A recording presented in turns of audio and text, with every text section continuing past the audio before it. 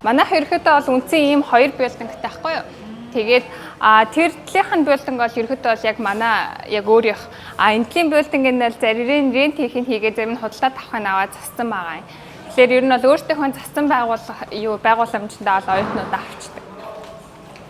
Тэгээд ерөөхдөө хичээлийн 2 байгууламжтай. За ийшээ билдинг 2. За энд бол хөвчлэн дандаа ганцаарчлсан ангууд. За тэгээ ганцаарчлсан ангууд дундаа илүү хүүхэд тэгээ хөвшин настай юм эсвэл илүү нөгөө нэг анхаарал халамж шаардахаар тийм нөгөө нэг юм purpose-тэй оюутнуудаа ийшээгээ тавьдаг. Яагаад гэвэл багш нар нь илүү нөгөө нэг specific төвшөнд ажиллаа сурсан багш нар байдаг. За тэгээд энд бол ерөнхийдөө бол 72 юм ганцаарчлсан танхим байгаа. 2 бүлгийн класстай гэсэн үг. За ийшээ болохоор манай ерөнхий үйл ажиллагааны заал энэ дотор хурал зөвлөхөн тэгээд нөгөө welcome болон graduation ceremony-га энэ дотор хийждэг. Цаг агаар гайгүй бороогүй үед бол голынхаа циркл дээр цайдсаад хийждэг. Тэгэл ийм 4 салаатай 72 анги тэр чигтээ ингээд энэ танхимдаа байрлаж идэг. Одоо жишээлбэл иймэрхүү. Одоо нэг их сургуулиуд ч зүгээр л ингээ хаалт тавьсан байдаг штэ. Тэгээ нөө дээгүүр нь онгорхоо. Тийм болохоор хажуу талынхаа өрөө өнтрийнхэн чимээ орж ирээд айгу саадтай байдаг гэд хүмүүс тэгээд тийм. Манайх болохоор яг ингээ бүгдийг битүүмчлсэн болохоор барагтаа бол тийм дуу чимээ сонсохдохгүй тэгэл яг багштайгаа төвлөрөөд байждаг гэсэн.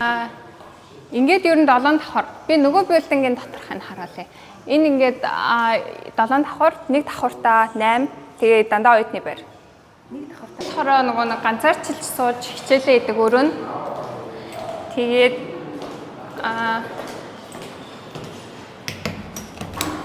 Эшиг болохоор нөгөө нэг манай айлцсан оюутнууд чөлөөтэй орж ирээд нөгөө нэг сонсгол болон ярианы шалгалтандаа бэлддэг дуу тусгаалагчтай өрөө.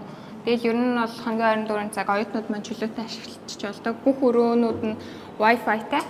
7 хоногийн 2 өдөр эмч ирж үзлэг хийдэг. Тэгээд дээшээгээ клиниктэй. Эмч өрөө. Тэгээд хэрвээ өөр илүү дутуу шаардлагатай өвдлөө гэх юм бол эмнэлэг рүү аваачаад өгдөг. Эмнэлгийн Монголоос даатгалаа илгээд ирсэн багт. Энэ болохоор манай хүүхдийн өрөө. Одоо ер нь бол зуны кемп мэвцээр хүүхдүүдэд зориулж гroup класс native багш удирдах явуулдаг. Тэгэл нөө хүүхдүүдэд чинь ер нь л тарих онцлог нь биднийхээс арай өөрөөр хөгждөг штэ.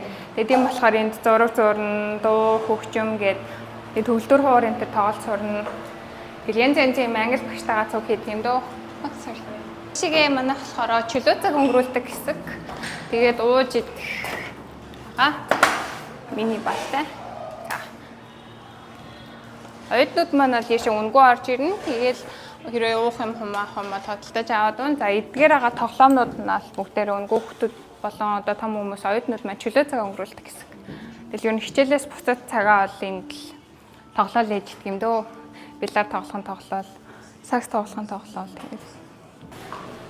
За хэдүүлээ одоо ийшээ нөгөө билдингтэйгээ танилцчихъя. Тэгээд пул 70 эрэхтэйгээ танилцаад энэ ингээд ерөөхдөө бол манай ресепшн хэсэг тэгээд 24 хүн.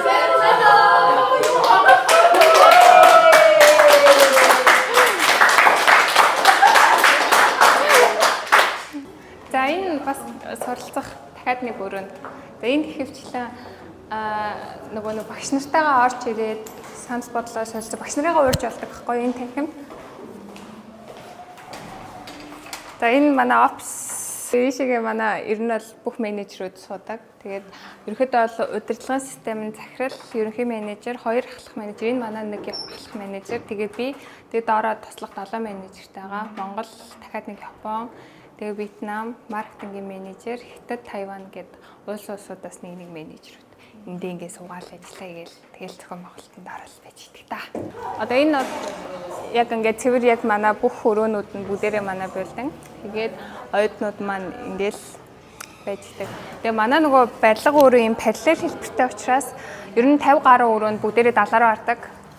Тийм тэгээ бүгдээрээ балкон дээрээс нь 70 хардаг учраас ер нь амар гоё зохион байгуулалттай харагдцсан. За ийшээгээ бас хичээлийн байрнууд энд болохоор 55 өрөө байгаа.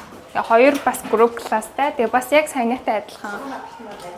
Тийм. Одоо ингээд энэ тийм болохоор зохион байгуулалт нь өрөөнд нь болохоор юм багштайгаа тэгээ давхар нэг багш ураад ингээд ганцаарчсан суух боломжтой. За тэгээ энд бол яг ингээд 55 ангитай. Энэ хойшоогоо бүлэнгээ тойроод бас ингээд ангиудтай. За энэ болохоор манай сургуулийн жим. Оюутнууд маань ер нь чөлөө цагаа жим хийх сонирхолтой жимдээ ороод. Ийшээ ингэж яа тойрч гарч байгаа нөгөө далаатай учраас хамгаалалт хэрэгтэй.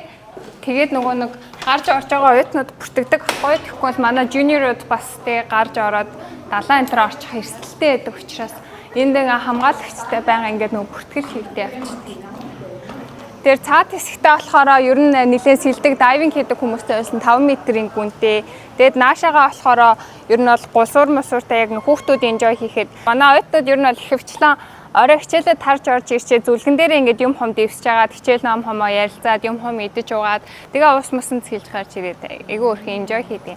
Тэгээ эндээ бас манайхан юм нөгөө нэг чөлөө цагийн хэсэгтээ савлуур мавлуур ингээ өөрсдийнхөө чөлөө цагаараа сууж ярилцах хэсгийг бүрдүүлсэн ийм хэсэгтэй. Тэгээ тэн дээр гарч ирээд идэх юм хом авчиж ирээд найзуудтайгаа юм хом яриа суудаг ч юм уу. Тэр доор савлуур хэсэгтэй. Тэгээд манай одоо болохоор барилгаа шинжилээд саяны building 2-ын 2 давхар террас хийж байгаа. Тэгээ нөгөө BBQ энэ төр одоо шаарддаг тийм хэсэгтэй террас. Зөвхөн оюутнуудаа зөв манай оюутнууд ороод одоо тэндээс шейк мек энэ төр авч угаа хоолунд байдаг ч юм уу тийм. Ийшээгээ шууд ингээд далаа руу гарчдаг. Хэсэг байна. Одоо энэ дээр бас манайх нөгөө далаа харагдцтай террас хийх гэ барилгаа ажил нь явагдаж байгаа засвар. Тийм. Одоо тийш авах юм бол одоо цонх мохын хийх гэл 10 м-ийн суулгаалах шиг